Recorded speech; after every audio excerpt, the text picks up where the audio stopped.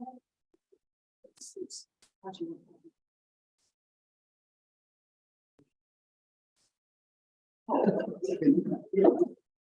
call to order our meeting of June 6th, 2023 at the Salem Planning Commission. So, Commissioner Augustine. Here. Commissioner Egan. Here. Commissioner Watt is absent, excused. Commissioner Vogel. Here. Commissioner Griggs. here. Commissioner Heller. Here. Commissioner Levin. Here. Commissioner Slater. Here. Commissioner Vera Rendell. Here. We have quorum. Thank you. Just as a way of explaining, our point one is a special order of business, and we have testimony in a special order of business. So, Can you hear me now? it was your book by Commissioner Augustine. I go, oh, something's happening. So, the special order of business, there's not testimony in that section. So, if you are here, and I've talked to Mr. Shepke and I've talked to Chris, if you're here to testify on that particular project, you need to do that in this next section, which is public comment. So, do I have, Mr. Shepke, did you want to testify? Come on up.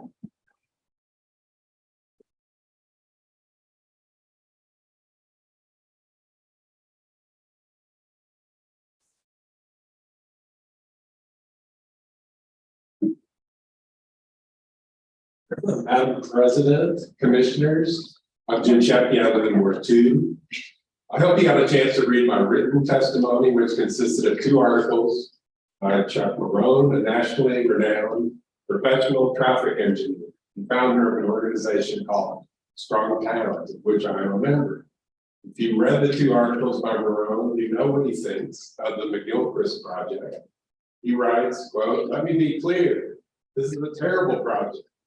The project is a financial loser for the city, and all the fake reports and federal grants will change that reality." Now, it's very important to point out that when Marone wrote the articles last fall, the estimated project cost was only $28 million. That number is now nearly doubled to $50 million or so. There are many ways that this is a terrible project, and Marone's argument only hit on one of them. He looks at the project through a benefit cost lens and does the math, and shows that even a $28 million project will never have a payback for the city. Another way to see that this is a terrible project is to look at it through a climate change lens. And I will let my friend over here from 350 Salem talk. Yet another way to see that this is a terrible project is to look at it through an equity lens. Who benefits from widening a very minor arterial street through a light industrial district where no one lives? The wealthy landowners have already benefited by selling the city millions of dollars of right-of-way. Will this project benefit underserved and historically marginalized residents of our city in any significant way? It will not. And finally, there's a safety lens that we need to look through.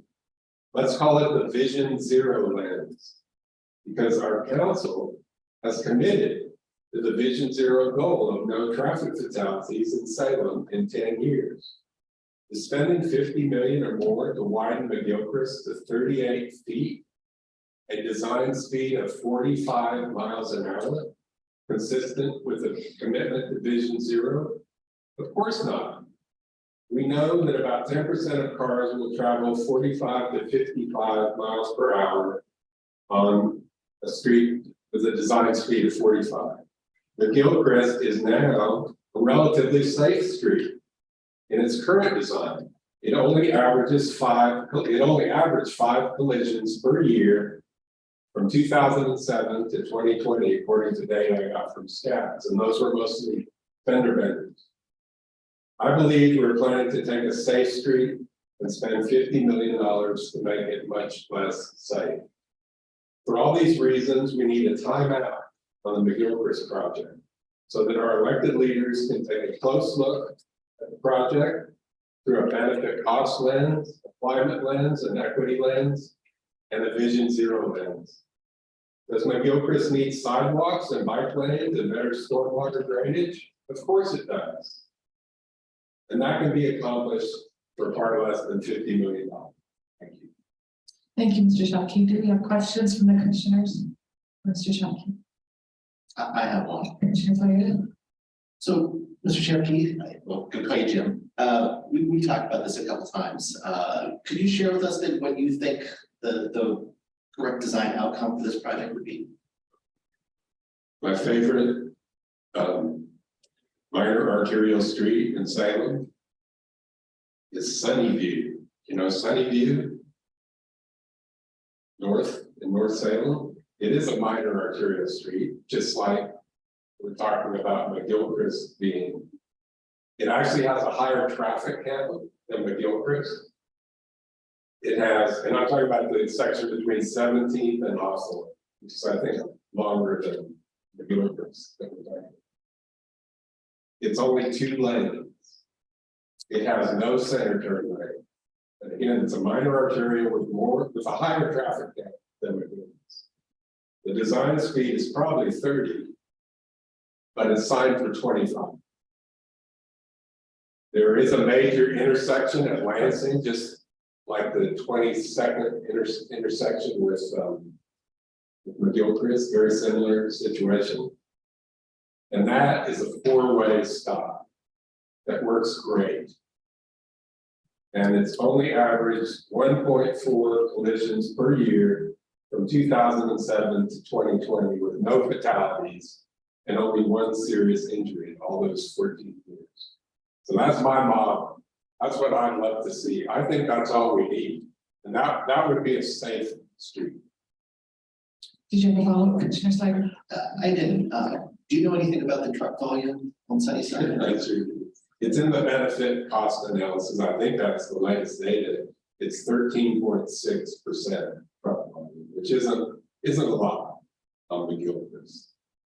And by the way, if you look at all the collisions between 2007 and 2020, none of them involved a big truck. Oh, no, I'm sorry, I'm wrong. 2 of them, gotta keep my facts straight. 2 of them involved a big truck in 14 years. Are you good, Commissioner Slager? Okay. Any other questions from the commissioners? Commissioner Akins? Can you go a little bit more into your issues about the landowners, street benefit? Well, if you look at the project budget, the purchase of right of way, I believe, exceeds $6 million. That's a lot of money. That's a lot of landowners making money. That's all I was saying. That is a benefit. Did you have a follow-up, Commissioner Akins? So that comment was mostly to the fact of the money they would get related to the right to be purchased. I think we don't need that much right away. If the design was more like Sunnyview, and if it was a 30 or 35 mile design speed and not a 45 mile design speed, we wouldn't need all that. Unfortunately, out here we've already bought it. So maybe it's some cost of this. Is it to follow? Yes. I mean,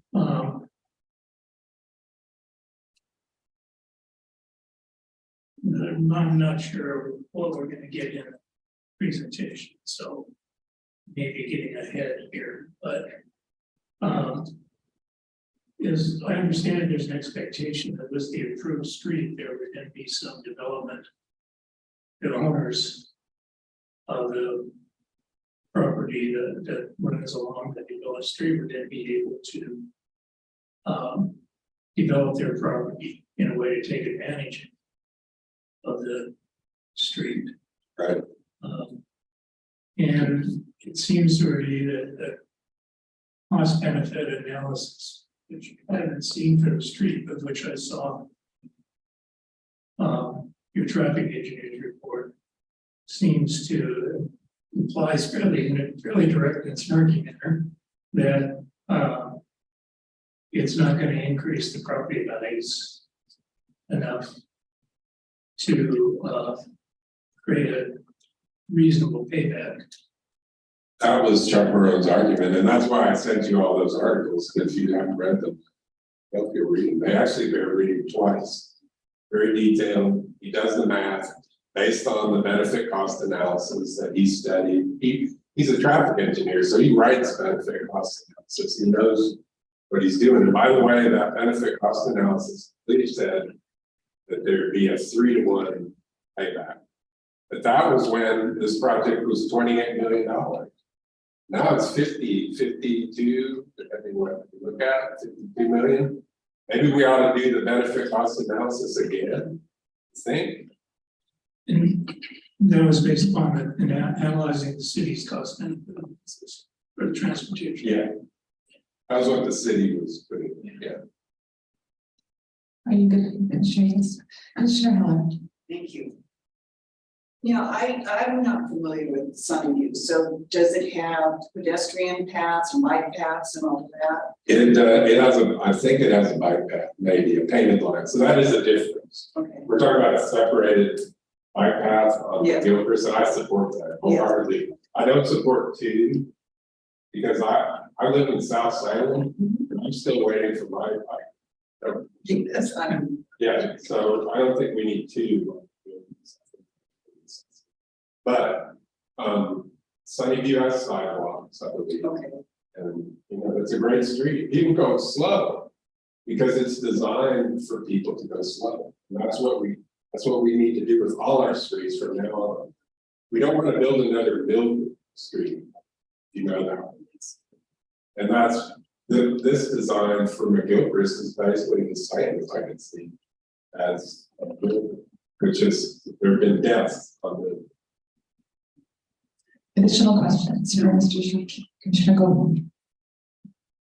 Okay, outside of the right of way that's already been purchased, how much of a cost reduction would it be to eliminate one bike lane and center turn lane to say, is that going to meaningfully reduce the cost from $50 million? I would hope it would be a meaningful, yes, but I'm almost more concerned with the center turn lane about safety. Because I think having a center turn lane induces speeding. If my favorite example of that is 17th Street. I know you guys drive 17th Street. It's signed for 25, but it's designed for 45. And it's almost impossible to drive 25 unless you force yourself. I actually put my car in cruise control so that I'll just go 25, because design is everything. Design tells your brain how fast to drive. Very good, Commissioner Goldman. Any other questions? Thank you, Mr. Sharkey. Thank you. And next we have Ms. Doherty. Doherty, would you please come up and looks like you're in Ward 1. That's all we really need to know. And you have 5 minutes. 5? Is it 3? 3. Great. I gave Jim 5. Sorry, I was gone for a meeting, so I keep reading the 3. That should get you that, right? Yes, he didn't use his whole 5 though.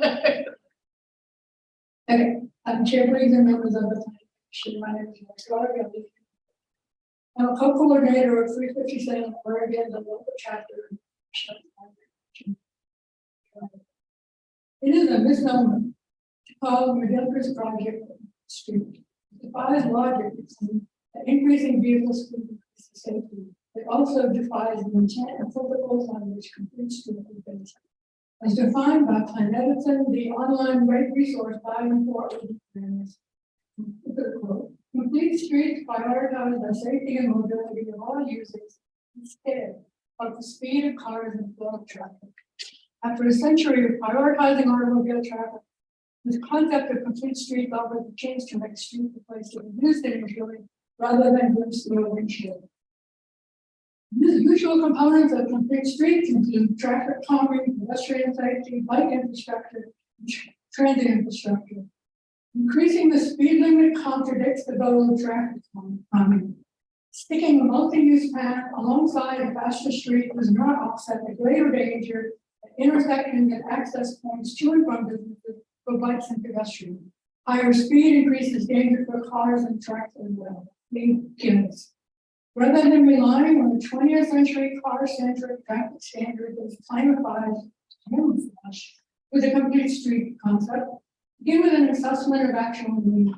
The greatest need, one that has long been identified, is providing safe access to the social security office and engagement for people who are not in cars. Right now, to get there from the nearest bus stop at Pringle and McGilchrist, pedestrians have to navigate, wheelchairs or whatever, have to navigate a skimpy sidewalk on the north side, cross the Union Pacific Railroad tracks and cross McGilchrist that are non-signalized. Awesome. Other needs that will improve safety are flood control, sidewalks, and protected bike lanes. More lanes, wider lanes, a higher speed limit, eliminates McGilchrist works for all users. Straightening the dog leg at 22nd Street opens the project with an unnecessary expense that will increase speed and reduce safety on 22nd. Adding traffic and turn lanes will increase speed and reduce safety on 22nd. It's very discouraging to me to see the disconnect between Salem various planning processes. The Climate Action Plan, our Salem, the Transportation System Plan, Vision Zero, and state planning goals are all concerned with reducing emissions from motor vehicle traffic. Yet here we have a hugely expensive project that will induce more and faster traffic and reduce safety for all users. Truly, the right hand does not know what the left hand is doing. Thank you for the opportunity. Thank you, Ms. Doherty. Questions from the commissioners? Commissioners later. I have one. My understanding is this project will address your concerns around pedestrian and, non-vehicular access to the Social Security Administration, because it has that 10-foot multi-use path on both sides, and will address the flooding issues. Do you have any comments to that? Yeah, my understanding is those are my favorite phases, and they're starting with fixing the dog leg, and then those things which to me are more useful and more necessary are coming much later. So that is something. Very helpful, thank you. Other questions from any commissioners? Thank you, Ms. Doherty, for your time. Okay. Appreciate it. Seeing and Kurt, you're good. I'll just make a quick comment. Oh, come on up and testify. Why come?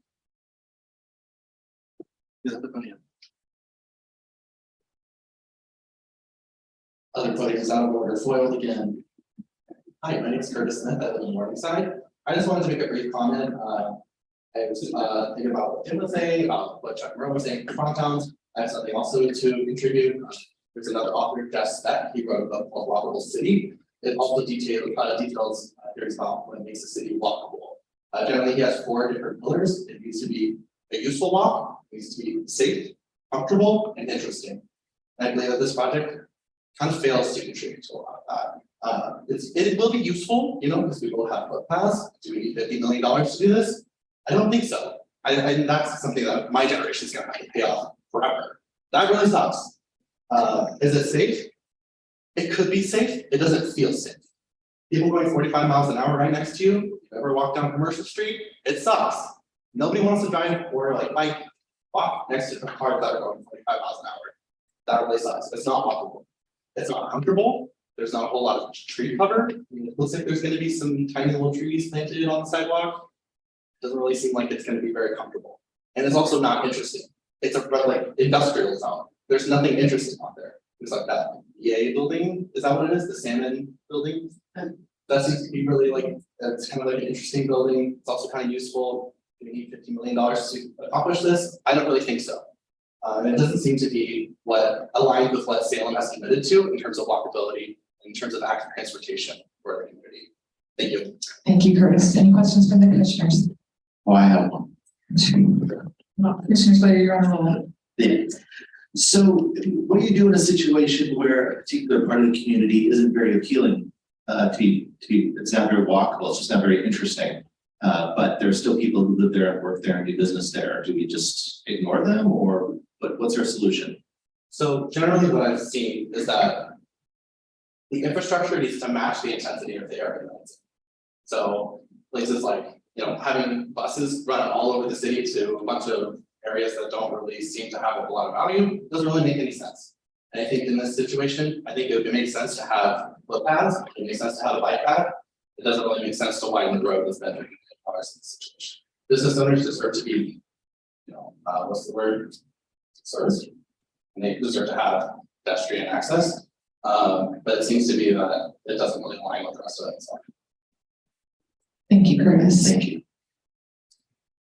And with that, we'll move to the consent calendar. Commissioner Levin has a motion and a second. I do want to state for the record that I did listen to the May 16th hearing in full, so I'll be able to participate in that vote.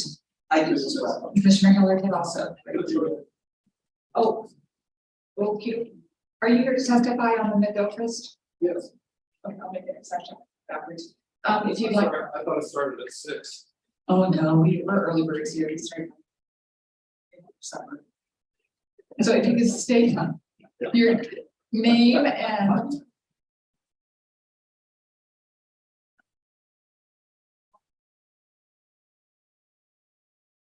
So if you can state your name and district board or your address, whichever you feel comfortable with, and you have 3 minutes to testify.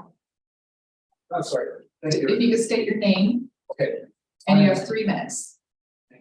This is- And where you live or your ward, whichever is more comfortable. I'm Phil Carter. I represent 350 Salem, which has hundreds of participants. And I live at 1007 Newport Road Southeast. And the Gilchrist fact sheet lists 3 things that are certainly not facts, and 2 of them we strongly disagree with, and 1 of them is impossible. It states that it improves air quality. That's very unlikely. It says it improves safety. That's questionable. And it claims that it supports the goals of the climate action plan. That is impossible. The benefit cost analysis and the fact sheet say it's anticipated to reduce adjacent arterial street volumes. That means more driving. This project will definitely increase vehicle miles traveled. And if vehicle miles traveled go up, greenhouse gas emissions go up. And there are only 2 goals in the climate action plan. One is to reduce greenhouse gas emissions by 50% by 2035. The other is to be carbon neutral by 2050. So it is completely wrong, and factually incorrect to say it supports the goals of the climate action plan. The fact sheet acknowledges it will increase traffic volume, and so does the benefit cost analysis. One of the most important things to realize is that now that we're in the age of greenhouse gases, as shown by the Labor Day fires and the heat dome, is that we can no longer increase greenhouse gas emissions. And cities have a responsibility to reduce greenhouse gas emissions. And the city council has stated, has adopted the goals of reducing greenhouse gas emissions. So this project is completely at odds with the goals that the council adopted for reducing greenhouse gas emissions. More VMT never supports the goals of the climate action plan. Not only will it have more VMT, but it will also increase speeds on the Gilchrist. Now, the speed limit will be the same, but a big wide road like that is going to have higher speeds. Any traffic engineer will tell you that. And so it's bad for safety. It's bad for regular pollution. More miles typically means more emissions of NOx and other bad air pollutants. And it's horrible for greenhouse gas emissions. So we advocate that the construction be paused to investigate a narrower design that would slow traffic and make less paved area, less heat traffic pavement, and would make it potentially less inconsistent with the council's greenhouse gas emissions reduction program and the climate action plan. Thank you. Thank you, Mr. Carter. Questions from commissioners? Mr. Slater. Yes. Thanks, Mr. Carter. So my question for you is, how do we reconcile the need for economic development? In this particular case, we're dealing with economic development in the light industrial area, which involves shipping, and our need to reduce or desire to reduce vehicle miles traveled. How do we put those 2 pieces together? We want more business in that area. We're going to have more volume of activity. How are we going to do that in a way that doesn't increase VMT? The truck traffic is not the big source of greenhouse gas emissions from traffic. It's cars.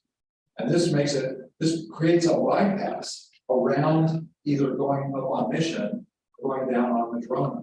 It encourages people to drive farther to get to where they're going and to drive faster.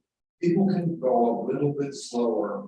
It's a slight inconvenience compared to the killing people with greenhouse gas emissions. We had people die in the Labor Day fire. We had people die in the heat dome. We cannot just keep killing people to make it more convenient for people.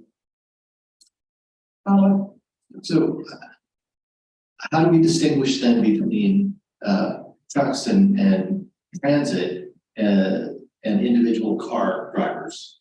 I mean, how do we make a road facility that works well and facilitates transportation and truck travel, but doesn't then induce additional passenger cars? Trucks travel on it today. Okay.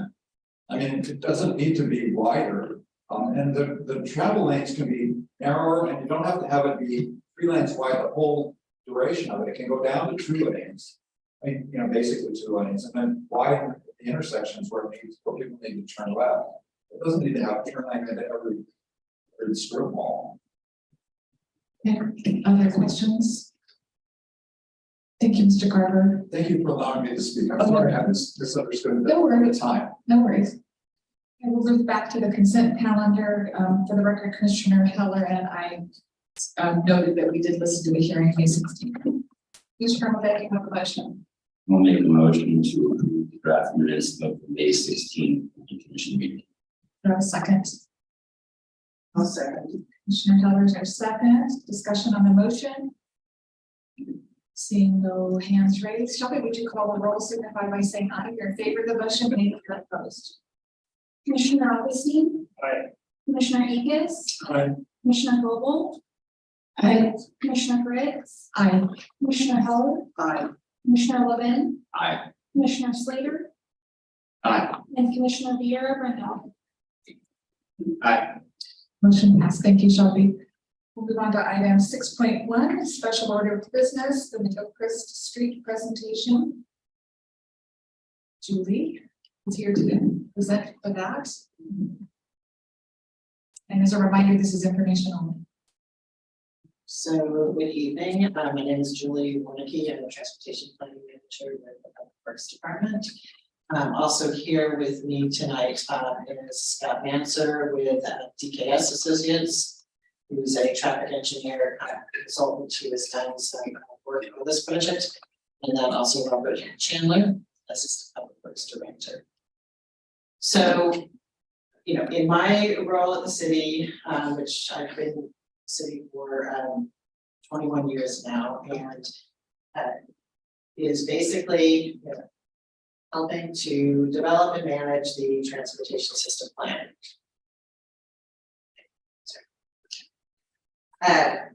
And the transportation system plan is the document that sets out the overall vision of the city for transportation, as well as the projects that are identified as needs and priorities. And those then, once the transportation system plan is adopted, those feed into capital improvement programs, development exactions, and things like that. So this is sort of the foundational document for projects as developers.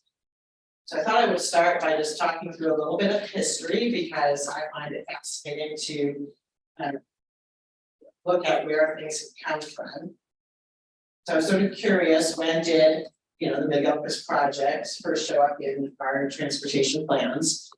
I believe it was probably around 1990. I did find a 1974 plan that did not include it. Actually, it was 1978. Now, 1974 plan did not include it. Instead, in 1974, the idea was to take Fairview Avenue and have it extend as a 4-lane arterial across the railroad tracks through the middle of this industrial area and connect to 25th near the airport. In the mid-80s, there was an east-west corridor study that was done that appeared to be when I think that got dropped off. And then in 1990, the transportation plan for the city showed Mid-Gilchrist improvements as a 4-lane improvement with a center turn lane. 1998 was the first time we had our transportation system plan adopted to meet the state requirements. At that time, it continued to show McGilchrist as a major arterial, but it recognized in the text that it may be able to be an interim 3-lane section and that bike lanes and sidewalks were important. So then fast forward a few years, 2006. 2006 was when the urban renewal area was formed in this area, and I think that was tied to the recognition that this was a need in our plans and it wasn't happening. We didn't have funding, and so how could we the city, help to facilitate making this happen? So the city council formed an urban renewal area, the McGilchrist Urban Renewal Area. Its primary purpose was to help fund the McGilchrist street improvements to help facilitate economic development in this area. It was known from the beginning that the urban renewal area did not have the financial capacity to fund the entire project. So instead, this was going to be one source to be partnered with other sources of funding. In 2007, the TSP was then amended to include the recommended cross-section, which was 3 lanes from Pringle to about 19th, tapering up to 4 lanes between 22nd and 25th with bike lanes and sidewalks. We did an update to our transportation system plan bicycle element in about 2012, at which time, the bike lanes as they were shown at the time, just a straight bike lane was affirmed. Once again, that's something that did come through planning commission and also through city council. And then in 2015, the Cessna did a neighborhood plan that emphasized the importance of this project. I forgot to look up exactly when the Social Security offices located along McGilchrist. It was, I believe, somewhere in that 2015 timeframe. It was not in 2006. That was not located there at all. But then that sort of started a big lobbying effort, like, okay, hey, Social Security be located along this street that really has no bicycle pedestrian facilities at all. And, federal government, what are you going to do to help us? So the city council made the decision to really go after federal funds to make this project whole. So in 2016, we initially applied for funds for right-of-way. Those funds were awarded. We then started to apply for construction funds in 2017, 2018, 2019, 2020, 2021, and 2022. So we went through 6 rounds of the nationally competitive grant application process, and were finally successful in 2022. In the meantime, before that, we were also trying to get other federal funds for pieces of the project because we didn't know we would ever get the full thing. So when we got funding through our regional partners, federal funds, to construct the intersection of 22nd Street and McGilchrist as sort of as a starting point to then go both east and west. So that's where we are today. We have the funding. We are going to construction this summer or fall with the intersection of 22nd and McGilchrist. We got funding from federal government. We also have funding included in the bond to complete the other sections.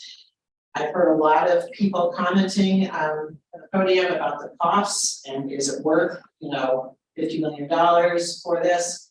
I'm really not here to debate costs. I mean, unfortunately, all projects in transportation cost way more than I think they should. And then probably any reasonable person thinks they should, but that is the cost. And we go out for competitive bids. And we we get the cost that we get, so, If I could add one thing. yeah. One of the reasons too, to think of, sorry, Scott Manson with DKS Associates. My office is in downtown Salem, 117 Bush Street Northeast. But one of the things, this project has three components that really drive the cost up. Two of the culverts will require bridge structures, which is a significant part of the cost. Almost 45% of the cost is stormwater, kind of dealing with the stormwater along border. And we also have a railroad. So when you think about transportation projects, we have some of the things that we're dealing with on this segment of road is really what's driving up the cost in comparison to a typical transportation project. So I know I got sort of lost on all the dates there and stuff, but this project in my mind and in what we're pursuing is a complete street. It is dealing with it's dealing with economic development, industrial development, truck traffic. It's dealing with safety for all modes. We have had fatalities out there, unfortunately. It is also dealing with bicycle pedestrian transportation and with transit. We have commitments from the transit district that when we have pedestrian facilities, they will provide better service to that corridor. The project is also an industrial area that is located close to town, which is relatively unusual in the sense is, this is not Mill Creek that we're talking about. And so while I understand the perspective that this is maybe not a what's the right word, very interesting, neighborhood to go walking in. It is an important one, both from a service standpoint, but also from an employment standpoint. And I think enhancing our employment opportunities close into town is very important. People will actually be able to take the bus, walk, or bike to their jobs, not necessarily just taking a stroll to, look at the industrial buildings. Robert looks like he wants to say something. Yes. I'm Robert Chandler, Assistant Director of Public Works. This project illustrates how you have to account for the trade-offs in any major project, any major improvement. And I'm using that word improvement without any sense of hubris or self-importance or ridiculous cost benefit or stupidity, mindlessness, fraud, or professional malpractice. You covered it all. Almost, I skipped a few actually. But the idea is that there are trade-offs. Will there be more vehicle miles traveled? I think so. That is the nature of transportation projects. To do the full cost benefit analysis gets really complicated. We look at the actual construction cost or the environmental costs and benefits, the social costs and benefits. And I don't think we have done the full triple bottom line any more than Mr. Combs did. Morona. But the trade-offs is I think a good example. Is a past construction project that was done a little before my time with great consternation and division in there. That was overpassed over the railroad at Mission Street. That was a highly controversial project. It was going to isolate a neighborhood. It was going to cut off an industrial source. I got business there. It was very, very expensive. And it was going to increase travel speed. And I don't remember the issues related to safety. And yet, imagine if we didn't have that crossing now, and Mission Street crossed at grade at the railroad. So there are things that have the trade-offs, and this has a lot of trade-offs. It really does. Vehicle cost travel, talked about that. In relation to now cut-through traffic, where people are trying to get around, does increase east-west travel. I'll say convenience is not the right word I want to use. Compared to the time you spend in slower traffic or in traffic jam. Increased pavement for both roadway, turn lanes, bike lanes, walkways, increases runoff, increases stormwater flows, increasing risks of flooding. Huge amount of this is going into flood risk reduction. I never use the word flood management. you increase issues related to safety of bicycles and safety of pedestrians. Gilchrist is a very exciting street to walk. And you increase that, it's hard to put a cost on it. An economist, with an economist who said you can put cost on anything, and she did, and always questioned. And so, there's a lot of that is being decided on. And at the moment, based on our best professional judgment, the cost to do these improvements, flood risk management reduction, increased, I'll say ease of travel, which is kind of counterintuitive to reducing greenhouse gas reductions. Or counter that. We think it's worth it in the long run. Well, not all of us will live to see the full benefit of the return development. It's a complicated project.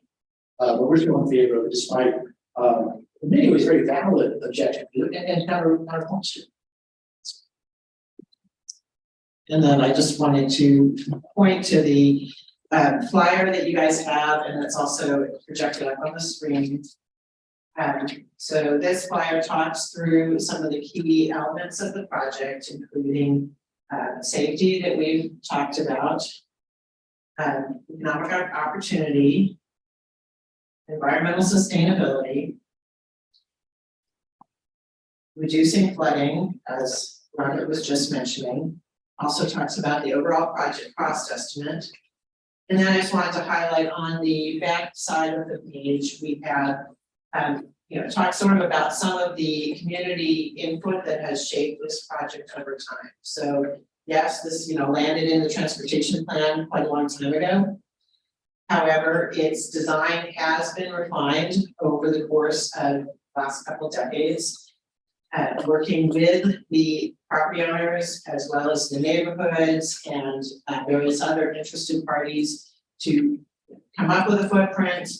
And then, even as recently as 2021 was when the decision was made to take a look at the striped bike lanes, which is the standard in our adopted plan, and see, hey, can we do something else, recognizing that there is a lot of truck traffic here, and there's a lot of interest in the community to provide more protected facilities. And so that's when the cycle track design was developed.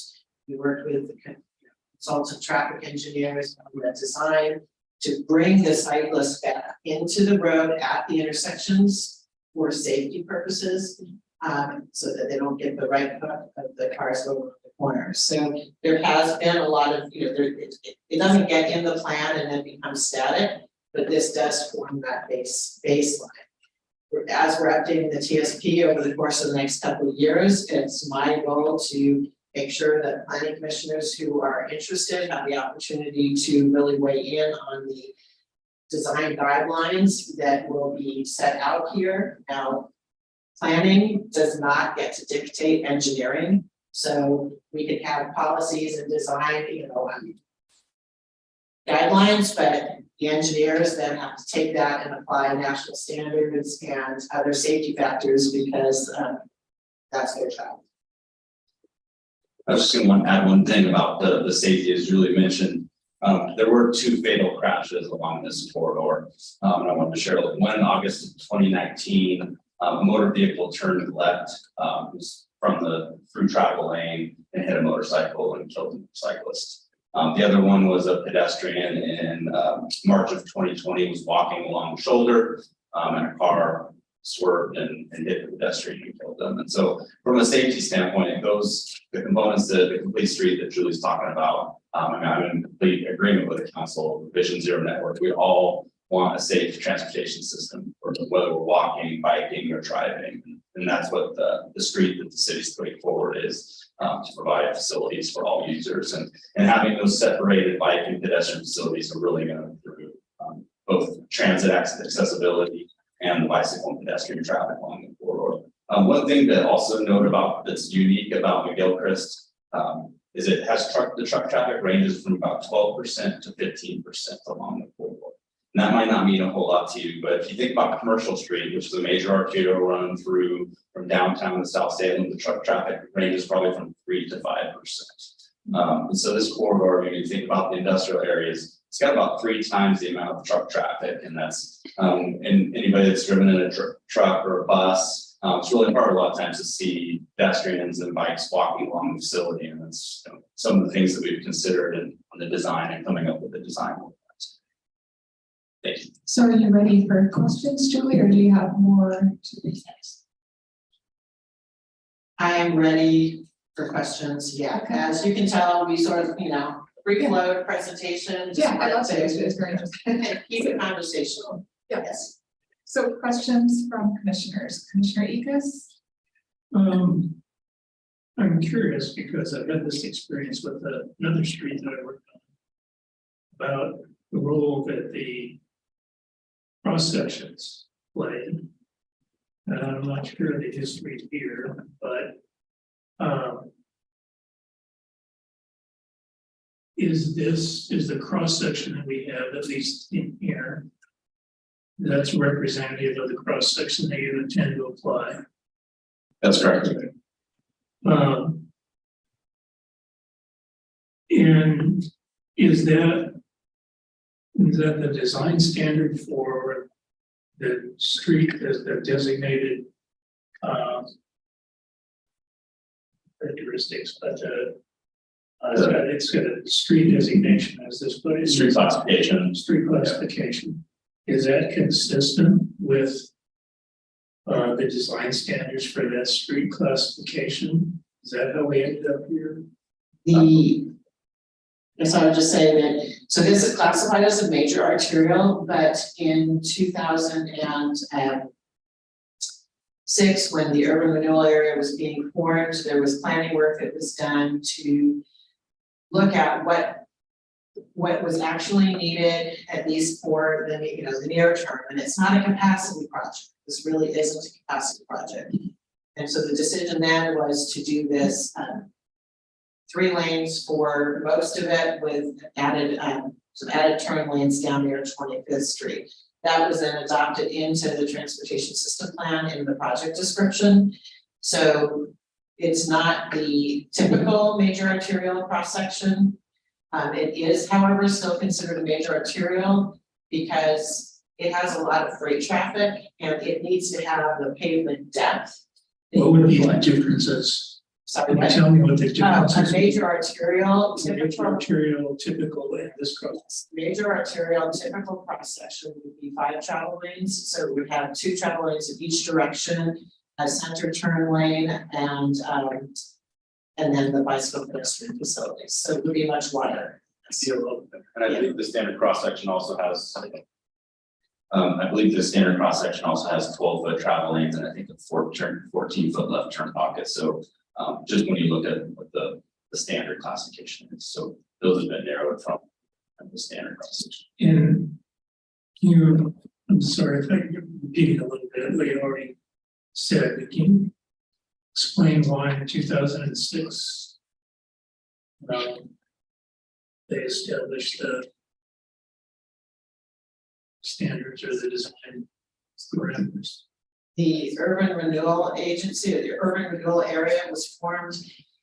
I wasn't really involved in a lot of the details there. My understanding was that it was because this area was seen as blighted, which is what is necessary for an urban renewal area. And it was related to the street. I don't know if you guys in your purview deal much with the urban growth area boundary. Looking at Lisa to see. Okay, so urban growth area permits, this area is outside of what is defined as our urban growth area. And so in order for properties to develop in this area, they would have to build a linked street, and given that this street was in such bad shape, it was cost prohibitive to do that. And so the urban renewal area was formed to help development collect tax increment, then the city would collect tax increment to be able to help support the street happening. Do you have a follow-up, Commissioner Ekus? Not on the design, I have some others, but I can come back to those. Well, I don't see anybody like signaling me, so why don't you continue? Okay, seems the other issue is the cost benefit. analysis. I guess what I'm struggling to understand here is how much of this is driven by the availability of funds, and so we'll do a project that will fit to get the availability of funds. And with what are the requirements of a cost benefit analysis? And is the expectation in a cost benefit analysis that over time there will be a payback through the increased property taxes, or is it complicated? Because I mean, that's the implication here, is that we're spending a lot of money and the value we're going to get on the increase in economic development isn't really going to pay for itself. And I haven't looked at cost benefit analysis, so. Yeah, I will say that we don't typically do cost benefit analysis for transportation projects in the city. This one was done because the grant application required that a cost benefit analysis be done to the standards of the federal agency. So, you know, what Robert was talking about, you know, triple bottom line, you know, blah, blah, blah. We had to hire consultants to do the cost benefit analysis. It's not something that we have the capabilities in-house to do. So I can't tell you that the cost benefit analysis for what it is, for example, for putting sidewalks on Fisher Road, which is a bond project. Okay, so that part's answered my question, which was a cost benefit analysis. In this case, was done for a particular purpose, and that was to get support from. Meet a grant funding application requirement. Can I ask what the grant funders expect in a cost benefit analysis? What they're asking for? Are they asking for a payback? No, not necessarily. I mean. Okay, push the button. Talking about yourself. I was just gonna say that they don't typically give a specific, like, you must meet this cut line. I think that they use it in just overall evaluating all of the applications they get. They didn't really tell us exactly how they use it. They typically use it just as part of the selection criteria of the different criteria that are required in the application, but typically they want probably a benefit cost of at least 2 to 3 for returns. I will say that in all of the years that we applied, so we applied for, 6 different years, the way they work their selection process is afterwards, they will do a debrief, with applicants. And so we did the debrief every year, but they never actually looked at our benefit cost analysis. They only look at it if you make it into the final, the highest rated grouping, and then they look at it. We never made it into the highest rated grouping in the previous 5 rounds, so I never got any feedback on cost benefit analysis. And then we got awarded and I didn't ask. Well, one final question. Because there's some of the issues brought up in our testimony. That we heard before getting this item.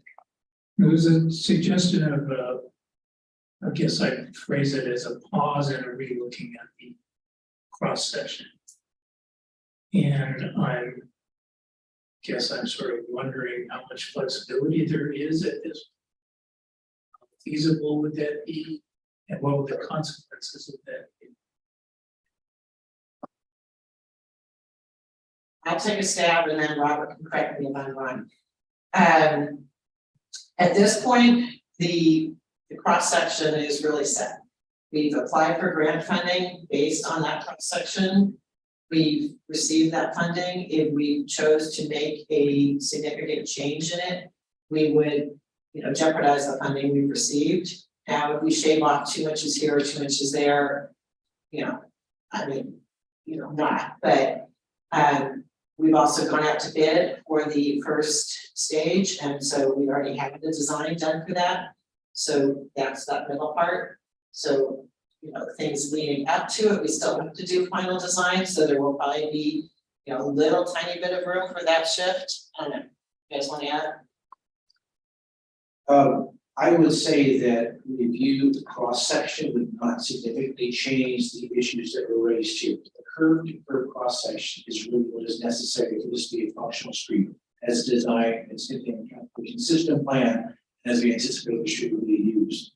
Where you could get reduced overall cross-section is you narrow the traffic, the sidewalk, and make it less multi-use, you get rid of the cycle track, all of those other things. Give me the one final. Actually, can I add one thing there? One thing that, I was told is that is through that final design, we will be able to look at maybe putting in some additional pedestrian crossings, making use of that median. Also potentially, there's now a new law that just passed that allows cities to use, speed. Average speeds. Yeah, they did 50. No, I was actually thinking about the enforcement. Oh, the Speed cameras, Yeah. speed cameras along corridors, that has not been allowed before, and so that's a brand new thing, and so it's possible that through the project, we might be able to include those costs in the project. This final question, and it has to do more generically, but the issues here and what Mr. Chairman just said brought it up, particularly with my experience on Salem Heights, which I admit is not anywhere near the same classification or time, but we had options in that project for sidewalks on either side, bike paths on either side. The project ended up settling on a multi-use path. And so that generates two questions to me. One is would a multi-use path work here? But two, as the issues that arise here and all of the increasing goals we get in transportation, is the idea of a multi-use path. This is separate from the impact of faster and faster electric bicycles. Is the concept of a multi-use path of value on any kind of street improvement of this type? Because here we've got, we got a lot of space to the cycle track and sidewalk on both sides. And whether or not a multi-use path would become part of the discussion. I mean, I think that as part of updating the transportation system plan, we're definitely gonna want to look at what is the community's desire for providing safe and protected bicycle pedestrian facilities. Where are multi-use paths, desirable, and where are they not? Here, what we're planning is a cycle track. However, it is sharing the same space. It's adjacent to, we're not planning right now any vertical, change between the two. Maybe in the future we want to, maybe there should be some sort of, separation. Right now, we essentially are having, cycle track sidewalks on each side, which if there was no center line in the middle of them, one could say are two multi-use paths. And I heard one person comment that, well, we don't need that on both sides of the street, and, maybe that's true as we work on our update to our transportation plan. Maybe there'll be a recommendation to do things just on one side of the street. It does present problems with crossing if you're going the other direction, I will say that on State Street, when we did that planning study recently, we are proposing multi-use paths on both sides of State Street, not just on one side. And that's the section from 17th to 24th. Like I said, that's a good point. Our hope is that by having the cycle track and the sidewalk as separate with multi-use, it will experience a higher usage by bicyclists. And be more safe for pedestrians. That's what I mean. A large part of this is an assumption, looking into the future and assuming that this area is going to be developed. I mean, it sounds to me like it's a large part driven by SSA, but there's some expectation how this area is going to develop in the end of people and various kinds of traffic on that area, in this area. And yeah, I think that that's the goal, you know, yeah. So Commissioner Levin. I do.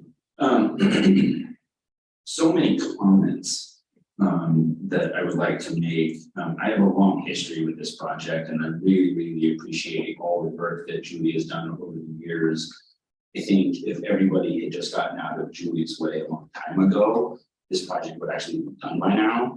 And despite some of the naysaying comments we heard earlier, there is millions and millions of dollars of impact that this provides and stabilizes for the community. So I could get a soapbox right now and rant for at least an hour about Please this. don't do that. So I won't. I just want to summarize that I'm really excited about this project finally getting to this stage. This has been a long time. I have a long history in this area, and I was a part of representing some of the ownership that worked getting this moved along. Clear back to 2007 with Janet Taylor and the 2020 vision. And here we are in 2023, and we're finally at this point. So there was a comment about the storm drainage, and I have a couple of questions. So I would ask that you elaborate a little bit about the storm drainage to clarify for folks about the long-reaching impacts that this has going to South Salem neighborhoods that have been developed and kind of where water flows as it goes towards downtown.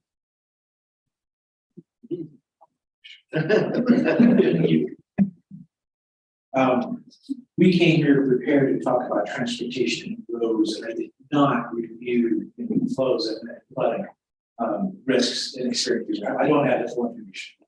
I will say that broadly, flooding is one of the major cost item in natural disasters.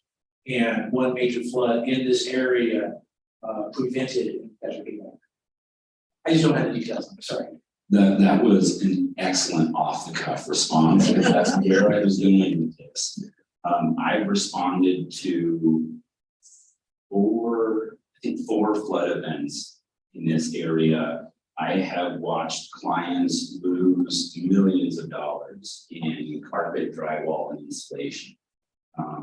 And the unfortunate nature of development is that Salem was allowed to develop under certain standards in one area, wasn't caught up as we developed higher into the south. We started causing undue runoff into a bottleneck area, which this is. So if there was any technical data that probably would have spit off, it would have been about the volume of water flow that we can be able to move Gilchrist, which is a huge bottleneck this time. So the reference though to payback as it relates to private property damage, that's a no-brainer.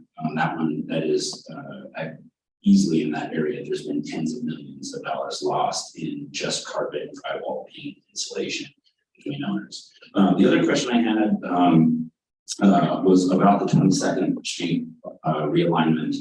And I know that we're too late in the project to consider a roundabout, but I wanted to, this seemed to me like an opportunity for one to go in. Was there any conversation, or was it not even the topic of discussion as it related to the And I know, going back on memory, but a roundabout was definitely considered.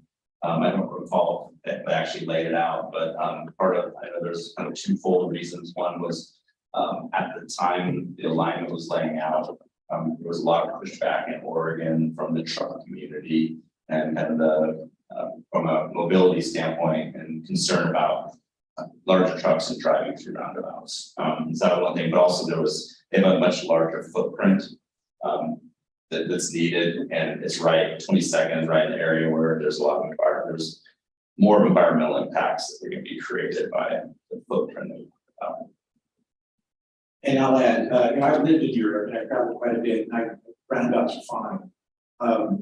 One of the considerations here, and in line with safety and bicycle usage, is that roundabouts compound bicycle safety more so than a regular straight intersection. That was one of our considerations. It was not the major, it was one of the things we think about, is bicycle safety, for roundabout, particularly traffic is formed. Thank you. No further questions. Following up on Commissioner Logan's comments on the stormwater, Scott, you mentioned that 45% of the cost are attributable to the work that needs to be done on the stormwater infrastructure. Would that cost vary if you had 2 lanes instead of 3, or would that work need to be done regardless? Unfortunately, Will Kinsey wasn't able to be here due to sickness, but the 15 is basically about 15 million of the 50 million is related to stormwater, but also I think the lion's share of that is the 2 bridge structures that are required. And I think from a cost standpoint, it's probably pretty, once you build one structure, it's costly. So I don't believe that major stormwater cost probably wouldn't change that. It would be change very, very minuscule in comparison for just changing a few feet there. So then also unrelated to that comment, the concerns I heard from folks that testified tonight were the increase in BMTs by widening this road. But would logic tell you that if you're increasing BMTs on that road, that you're lessening the BMTs on one of the other roads and you're not doing idling traffic, which contributes to greenhouse gas emissions? That's correct. Thank you. Yes, one of the requirements of the federal grant was to do a 20-year analysis. So this area, Salem has certain assumptions of 20-year growth assumptions. And so some of that BMT is traffic that doesn't exist due to future development as well. But when we looked at the evaluation and the improvement in the greenhouse gas, it was at the intersections where we were able to reduce delay. Commissioner Slater, you don't have a question? I do, but I'll refer to Commissioner Howard. I have a lot of notes. Commissioner Howard. Thank you. I'm looking back with Commissioner Vegas's question about the sidewalk and the cycle paths. And concern I have is not separating them. All you have to do is go down to Minto Ground and experience what that is if you're walking or jogging. So what exactly is the plan for that? Or is that still in development? Or? I'll cover that. So right now the plan is it's a 10-foot path on each side. One will be marked for bicyclists, Okay. and the other side will be marked for pedestrians. Okay. There'll be little, I don't know if you see it's, and there's like a little legends that Yes, yeah, the pedestrian walking, yeah. bike, and that will be designating the space for cyclists and pedestrians. And I will say, I just got back from vacation in Germany, and they have the bikes and the pads right next to each other. They use different texture. You step into that bike area, you're gonna get run over. Did you have a follow-up, Commissioner Howard? No, thank you. Okay, Commissioner Slater. Thank you. I have 1 or 2 questions that I have just a drawing to help the conversation a little bit. So first I want to say thank you for coming. I appreciate it. This has been extremely helpful. When I first looked at the Gilcrest drawings and cross sections, my thought was, well, this is a real improvement. Because it could have been 4 lanes and it could have been just a stripe separating the bicyclists from the cars. So I looked at this as an improvement and a recognition that there's been a real concern around separating bicycles and pedestrians from traffic. So I was a little surprised when there was some concern about the Gilcrest, but I thought the concerns that people raised were reasonable. And I thought it'd be good to kind of get these questions out for people. So again, I thank you for coming down. And then as I delved into it a little bit more, I had a few specific questions about the cross section especially a number of people seem concerned that the lane widths themselves and kind of the total cross-section of pavement from curb to curb have a tendency to induce people to choose higher speeds than posted speeds.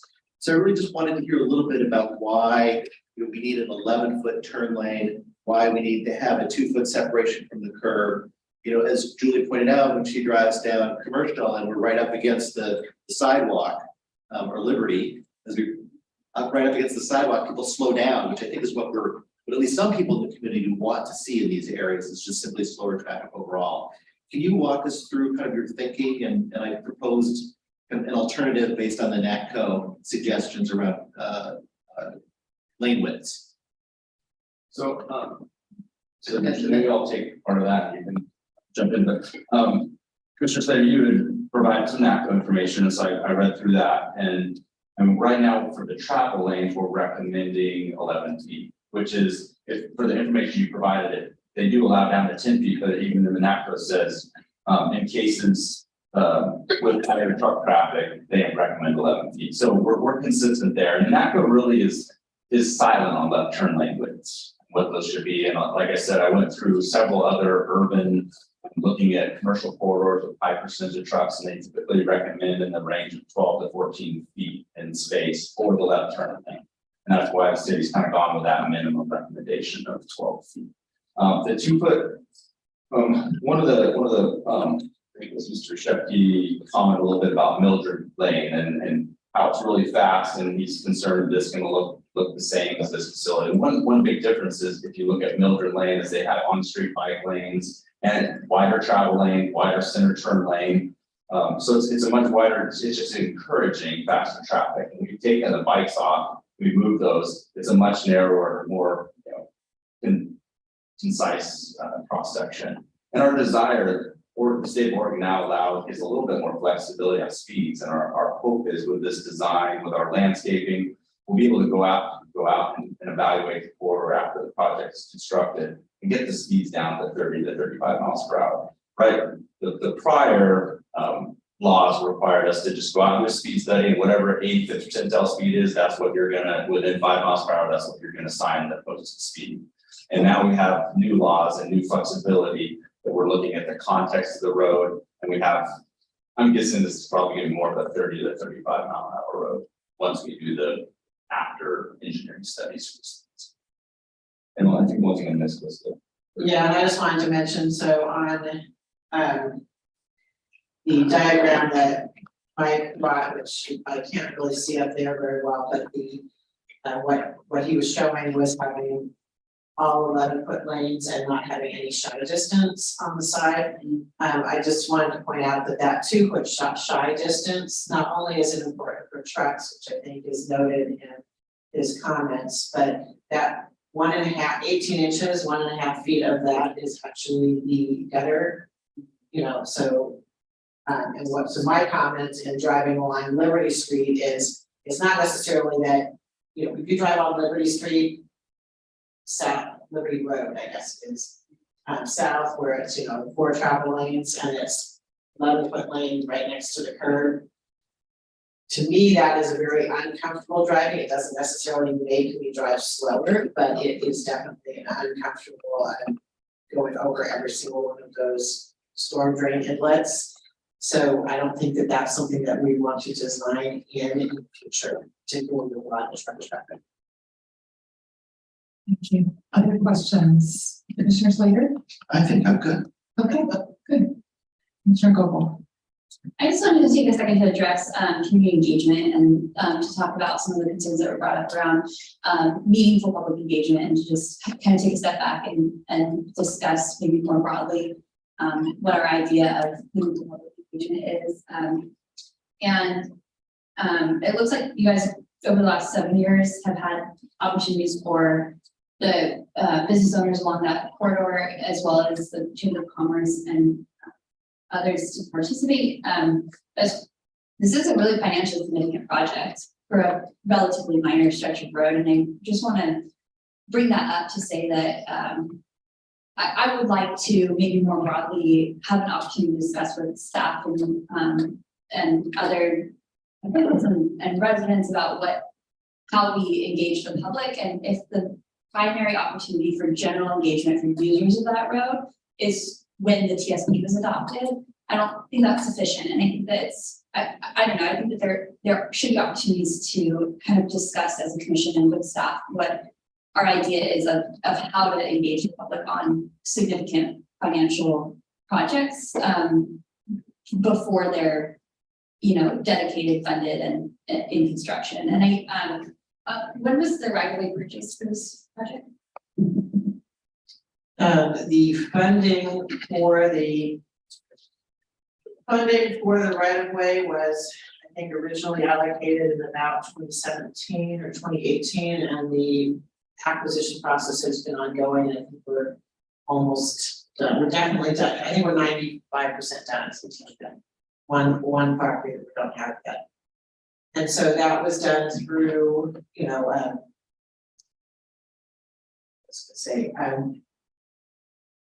sorry. I mean, a couple different thoughts going through my head, and part of it has to do with our capital improvement program. So, what this doesn't show is that we do have a capital improvement program that is the 5-year program of where we're going. That goes for public engagement every year, and that's probably a good place as any for people to really engage in what we're looking towards in a sooner time frame than the TSP. So the TSP being 20+ years, that's sort of the 5-year. We do go out and engage with neighborhoods on that as well, and that has a public hearing for the city council. Commissioner, I would love to talk with you about community engagement because it has shifted significantly post COVID, and neighborhoods and all the other things. It's an awful lot, and we love checking.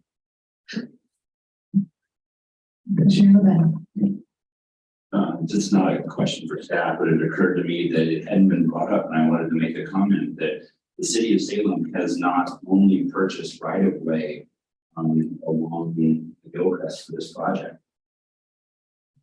Property owners have paid a special assessment that had frontage on the Gilchrist, and they wanted to develop the property.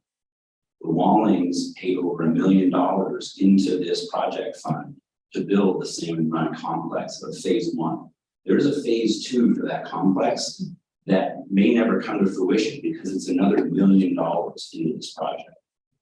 The people across the street that have the gravel lot just to the east of Honey Bucket have an $875,000 bill if they ever want to build that property.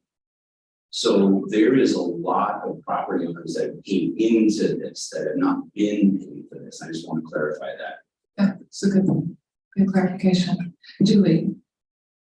And then just along that same lines, those same lines, property owners who, either had developed or whatever have in the past dedicated right of way, for this project. So the right of way that was purchased was only property that had not yet been required through some development process. Scott, did you have something you were going to say? Yes, I just wanted to add one last thing when it comes to safety, and emergency response is very critical.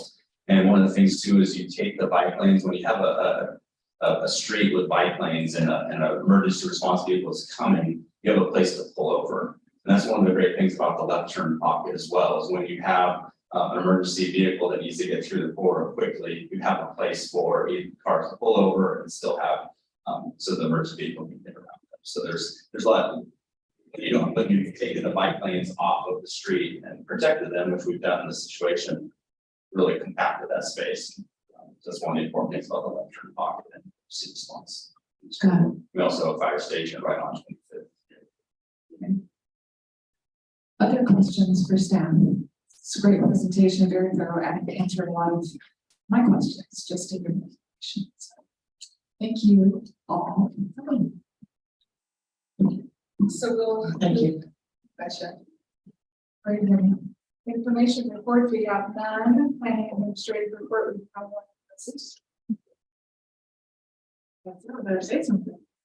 Let's see, we don't have any items for our June 27th meeting scheduled yet, and Shelby will send out the email to the full commission. Because you will have to let us know if you want to add an item. It's not a public hearing. The week before the agenda goes out. And then we have an appeal. July 18th, and we can hold by riparian natural resources designation from our natural resources staff also on July 18th. And a few other things we scheduled, greenhouse gas. Greenhouse gas. That's my 15th. Beyond that, I don't think I have any questions. Any questions for Lisa? Any comments for the good of the order? I did have one question. Sure. I have my notes, but I even wrote it down. I was wondering if we wanted to put a standing item on the agenda for the subcommittees to provide an update.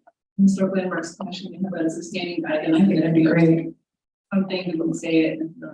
Yeah. I can't see a reason not to do that. Comments for the good of the order or any good comments?